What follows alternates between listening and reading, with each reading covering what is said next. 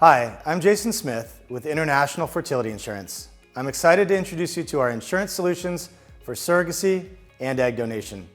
IFI collaborates with more than 100 insurance companies to find cost-saving options for you.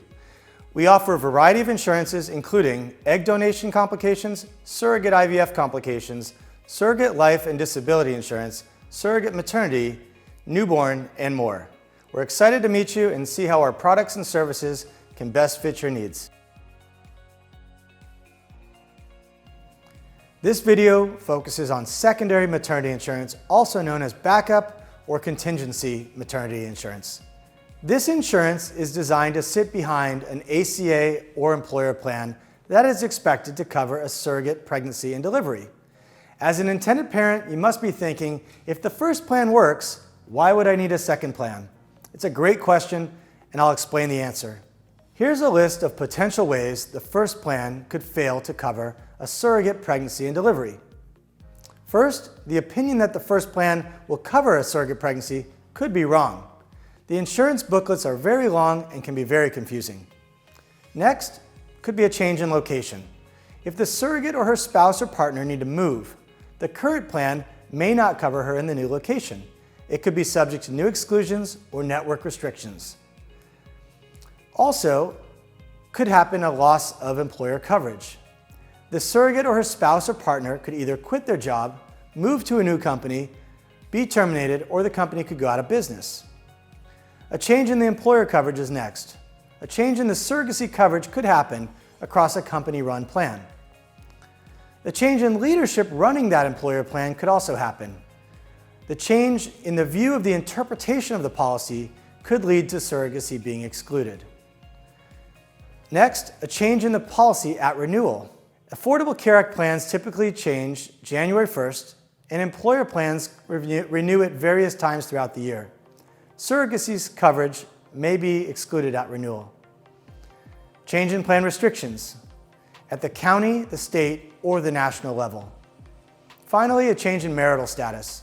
This could lead to loss of coverage or moving to a new spouse's plan or partner's plan that doesn't cover surrogacy. Some of the above reasons may lead to an opportunity for special enrollment for an Affordable Care Act plan. However, there is no guarantee that a surrogacy-friendly plan will exist. It's important to have a secondary or backup policy to be sure that coverage options exist. Some of the above reasons could also be leading to what's called COBRA, which is an extension of the previous employer's coverage under some circumstances when you leave a job or let go. This may very well continue the coverage, but you may want to end the COBRA coverage because it's more expensive, or you may want to start on your new employer plan, and that may not cover surrogacy.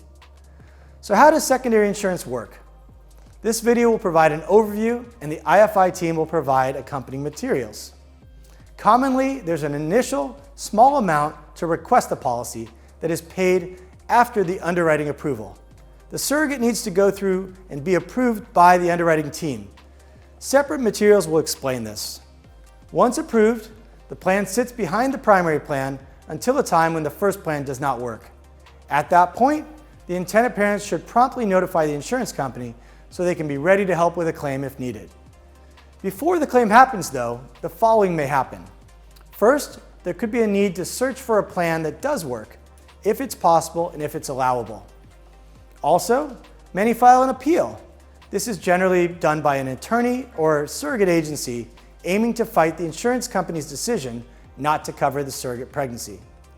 Some may choose to just pay the bills themselves until the bills are big.